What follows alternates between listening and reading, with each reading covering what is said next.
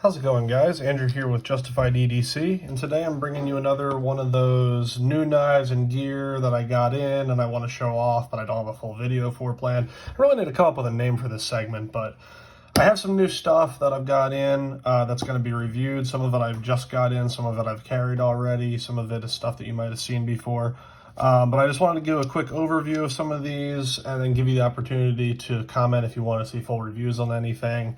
But just see some new cool gear, because some of my favorite channels on YouTube and when it comes to knives and gear are ones that just go over a bunch of different stuff that I wouldn't often see. I love Knife Center's New Knives of the Week. Stasa 23 and Knives Knives often have a lot of cool like stuff that you haven't really seen that often, so I like to start that kind of segment for you guys. So let me know if you like that kind of format.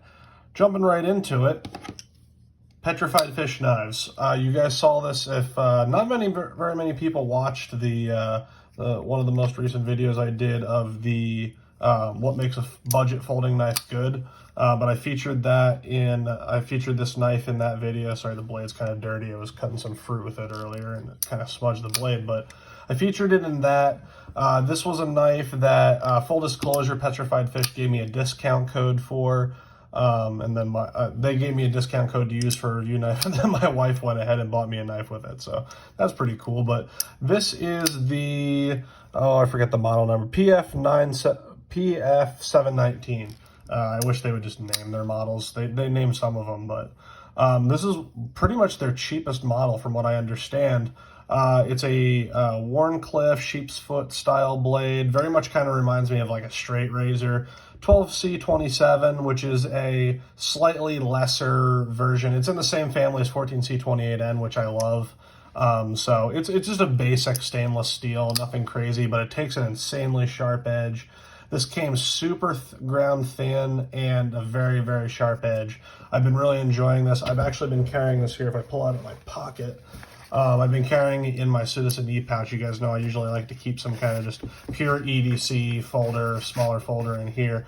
And this is a little bit bigger than I would normally keep in here, but it fits well. And the reason I've been putting it in here is because it doesn't have a pocket clip, which is a downside for some people, but I actually like folders without pocket clips to put in this kind of application, or as fifth pocket knives, so that's pretty cool. Again, the action is absolutely crazy. It's running on bearings, which for a just pure EDC knife is fine. Single thumb stud would have been cool if you could get it on the left side, but I understand it kind of interacts with your liner lock here, which it is a liner lock. Good access to the lock bar. Wooden scales. I'm not really sure what the actual wood material is. But yeah, this is a very cool knife. Comes in at like, I think it came in at like 25 bucks or something like that. I think we got it for 20 with the discount code. I just added this little lanyard on here. I actually think this lanyard came, Creeper Knives gave it to me, but I tossed it on there just when I have it in the pouch, it's easier to pull out. So yeah, Petrified Fish. I'm not going to say the model name again. I'll link it down below in the Amazon link. But yeah, this is a really cool little knife. Highly recommend if you're into that kind of like, this very much looks like an old-fashioned kind of like straight razor. I'm really into that kind of knife. They actually have another knife that I'm going to get here soon that very much mimics a straight razor. So I thought that was a cool little addition. Next up, this is the, and I'm not going in any particular order. I'm just going right to left because why not? This is from Creeper Knives. If you guys remember the friction folders I reviewed, when I reviewed it, I had a couple critiques, and he actually kind of took all of my critiques and put it into one knife, which is super cool of him. I had said that I would love to see the Warncliffe or the Hawkbill Lil Creeper, but with G10 scales, and I also had said I would love to see that design in a fixed blade. Which is super cool. And then on some other little touches, I had mentioned I'd like to see it ground a little thinner, which this is ground a little bit thinner, and a bit shorter of a lanyard. And he actually did all of those things exactly as I had offered some little nitpicks with. There was nothing wrong with those knives necessarily, but this was kind of my ideal fixed blade from him. I'd still love to see this exact thing, but in a folder, and I think he actually is doing some of those now, so that's pretty cool. But I love when makers are receptive to feedback. Again, no one that sends me stuff for review is ever obligated to change anything based off of my dumb little opinions, but I really like this knife a lot. It's about, let me see if I put it up here. It's about an 1/8 inch thick stock. Very coarse peel ply G10, which is cool. I'm a big fan of the OD green as well. The extra lanyard, so you actually can get a full 4-finger grip on this, and again, neutral handle. You guys know I'm a big fan of. But then the lanyard gives you a little something to keep you from slipping up on the blade in these kinds of reverse grips, or if you want to choke back into that finger groove, you have something to hold on to there. It also gives you a little bit to grab out of the sheath, which the sheath is fine. Nothing to write home about, but it's a good sheath, good retention, no rattle at all, good retention to pop this off. I threw a discrete carry concepts clip on there. I've been carrying this once or twice, just like in my denim jacket or whatever. I'm probably going to have Josh make me a deep sheath for this because I'm an offensive industries whore and I put those sheaths on everything. But yeah, this is a really cool little knife. Very happy that he sent this over. Full disclosure, I did pay for this. So that was very cool of him, though, to take my critiques into account. Very cool. So, Creeper Knives, fixed little Creeper. Moving on, this I literally just got. I got home from work, and this was just delivered on our front porch from Amazon. This is the Artisan Cutlery Arroyo, I believe is how you pronounce it. It's a dark Pinkerton design, which is originally what drew my attention to it. Kind of that cool upswept Persian blade. I love the micarta. It's a OD green canvas micarta. Feels very nice. They left the texture on here. They didn't polish it down super hard. Deep carry clip, which is inset in the scales, and the screws are countersunk, so we love to see that. That's very cool. The action is very nice. It's running on bearings, I believe. Yeah, that's bearings.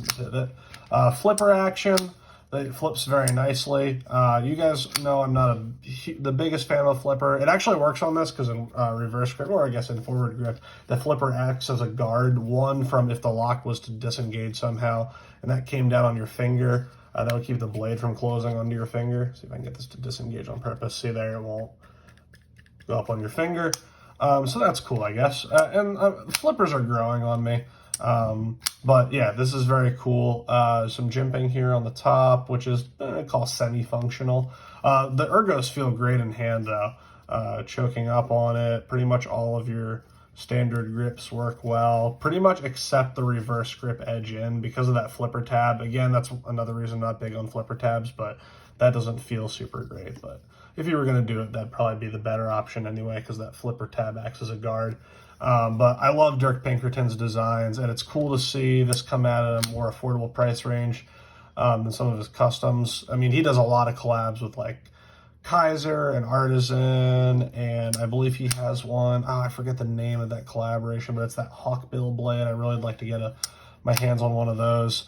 And this is in Artisan's AR RPM 9 steel, which is pretty cool. It's similar to like a 154th CM from what I understand.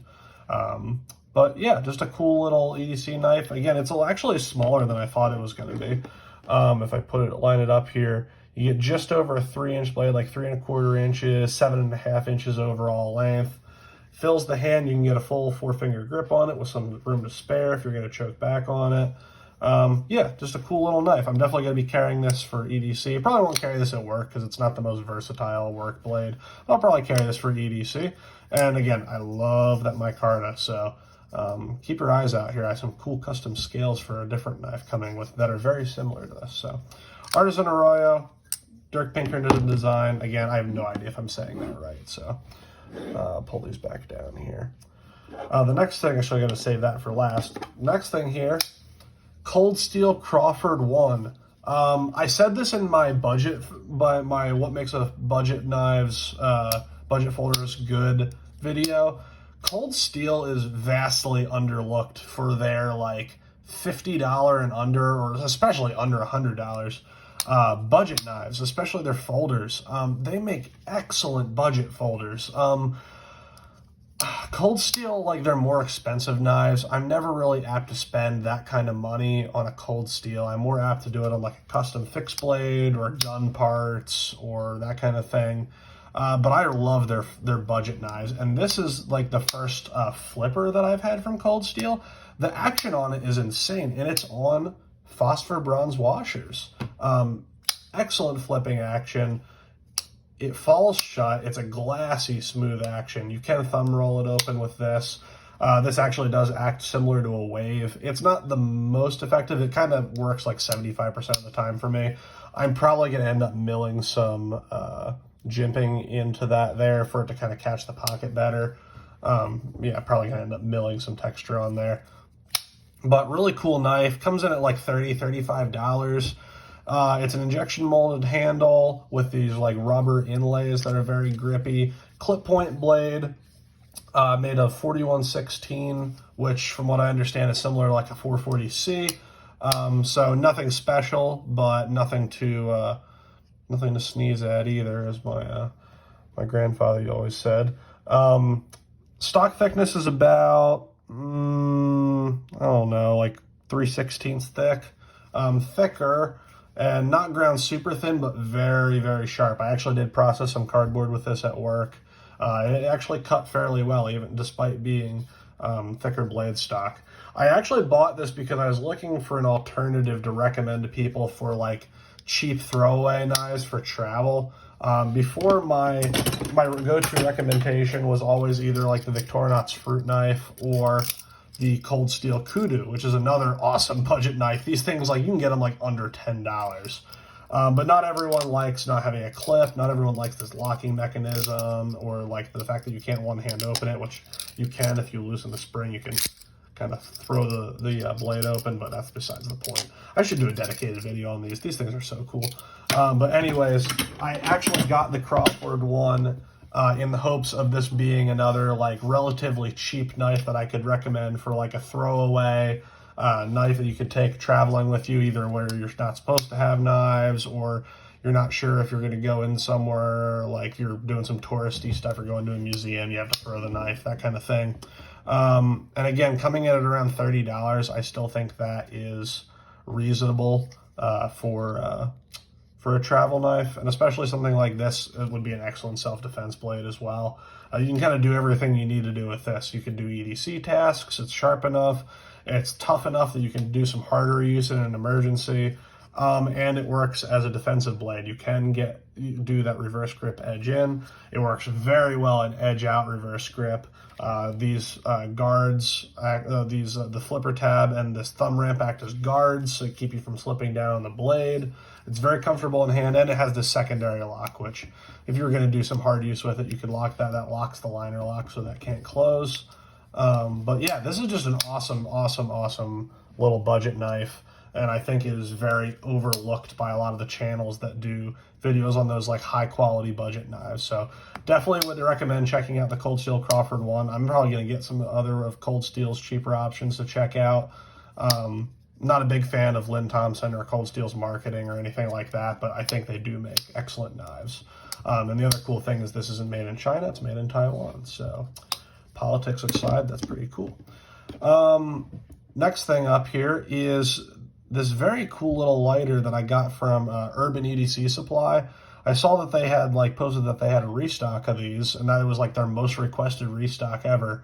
I had never heard of these before, but this is, I had to pull the box here because I couldn't remember what it was called, but it is the Neo 3 from Douglas. Here you can see they have these other varieties here. These are like a little more complicated of a version. They have like these chains and caps that you put on them. And here, this is like a short stubby version of this, which I'm probably going to get too, because this is a really cool little lighter. But this is like the simplified version of, if you look at here, you have your wheel just like on a Bic or anything like that, and you have this cap with these rotating wheels. So this little lever here, when you flip that, it flips this cap up, exposing the wick. But these gears also, you can do kind of in one motion, start the lighter and open the cap. And then to put it out, you can either blow it out, flip it closed, or if you're brave enough, just flip it closed and that'll shut it off, just kind of like closing a Zippo. You unscrew the bottom here and put lighter fluid in, just like a Zippo. But yeah, I thought this was just kind of a unique little lighter, and it's brass, it has a good weight to it. I'm a sucker for cool lighter designs. I love cool antique lighters, so this kind of just struck a chord with me. It was pretty cheap again. I think it was like $30 or something like that. I'd have to look, but It's like $25-$30 if I remember correctly, but it feels really well made.